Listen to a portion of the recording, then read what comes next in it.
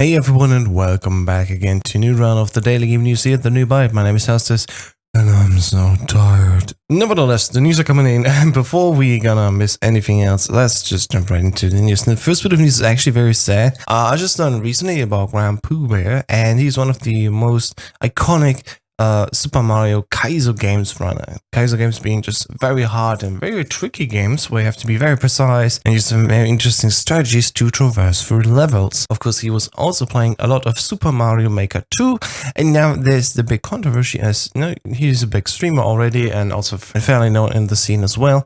And now it actually happens that his Kaizo course is actually being deleted, and not much more has been said about it by Nintendo themselves. It is really frustrating to see. And yes, he himself is also very frustrated, of course, as well. It could be first that everyone's speculating, well, he has poo in his name. Some of these level names are also based on poo, like for example, the big pile of poo. So notice that this is probably not it, because people at Nintendo told him actually that the word poo is not a problem. And yeah, he just feels like he should not create more levels anymore. And even the official mail says this exactly here. Violation, inappropriate and or harmful content. This is Nintendo's final decision.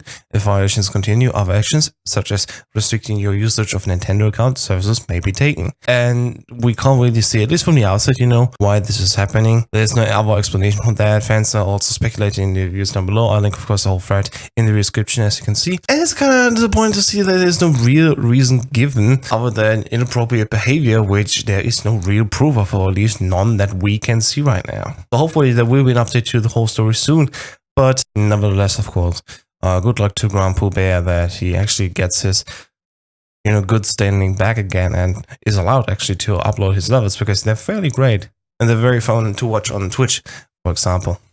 Moving on though, we have also some interesting thing.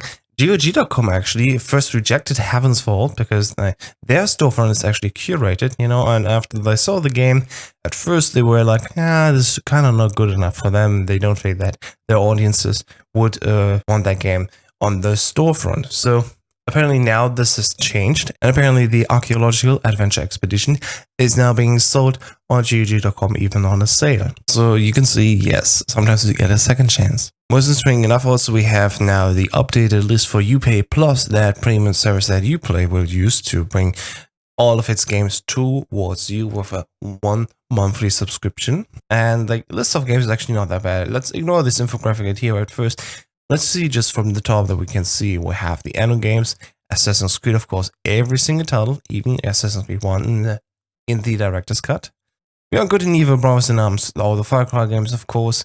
We have Might and Magic games, Magic's Heroes, even Prince of Persia, Rayman, Silent Hunter, The Crew, The Settlers, of course, and of course all of the Tom Clancy's titles that they have so far, and War, Ghost Recon series, Rainbow Six, Splinter Cell, The Division, of course, 1 and 2 even, and many more like Trackmania Turbo, and yes, even the great title, Zombie.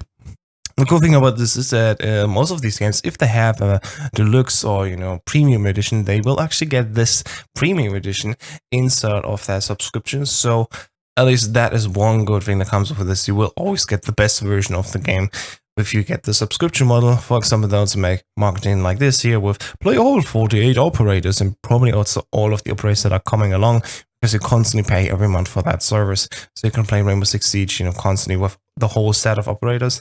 And of course, they also tease coming soon, Ghost Recon Breakpoint, of course, Watch Dogs Legion, Rainbow Six Quarantine, and Gods and Monsters. So yeah, that's actually not too bad. Moving on, since we're here at Uplay and Ubisoft, there's also the new DLC for Assassin's Creed out, Assassin's Creed New Atlantis expansion, which is called Judgment of Atlantis. It's the third of the 3-part DLC series, and yeah, the fate of Atlantis will finally be decided. But what I have here in this article by Stephen Tortillo is actually very nice. There are some screenshots down there. I don't know if they are actually spoilers. So if you want to play the game yourself first, do that and maybe come back later. But just a quick tease, saying this is very nice looking. And there's even more down below. So let's just link into the video description down below and you can see for yourself.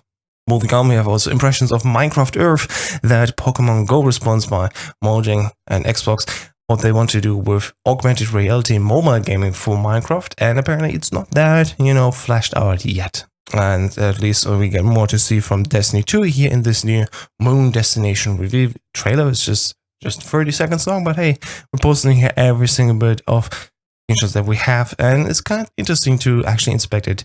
So if you have missed it so far, here's the new video that you can see for the Shadowkeep release on September 17th. Now, something in less good news is actually that we have a new exploit in Destiny 2, which lets you farm materials by doing nothing. Of course, I will not endorse farming like this, but well, you can probably very easily hear from it and see for yourself where it's coming from. So I just link to it down below and let you decide yourself if you want to use this.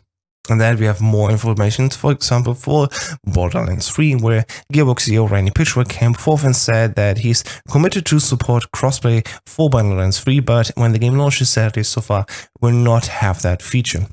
He is, of course, hoping that this can come true, at least with PC, Xbox One, and Google Stadia, where the game will also launch. For PlayStation 4, we always know it's a bit tricky, but hey, maybe they will more and more open up to that form of gaming as well. In Pokemon Go news, we have one more update, which is also a little bit linked to One Piece.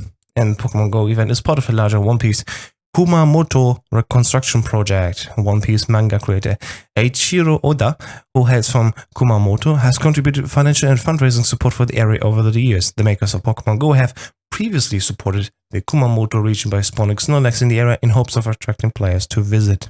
Coming forth, there's also a new Picross game coming to the Nintendo Switch, which also is an anime crossover with the anime Overlord. So if that's interesting to you, that's not bad. The trailer is of course linked below, and we're moving on to Resident Evil 5 and 6, which will also get a release date on the Nintendo Switch for October of this year. Last but not least, if you should not have seen it yet, the Hummer Very Positive Bundle 3 is here, and it has very positively rated games in that. For example, Unexplored, Rusty Lake Paradise, Bendy and the Ink Machine, Prison Architect, and many more. And if you pay $10 or more, you can also unlock Shantae Half Genie Hero, which I really recommend. It's such a fantastic platforming game.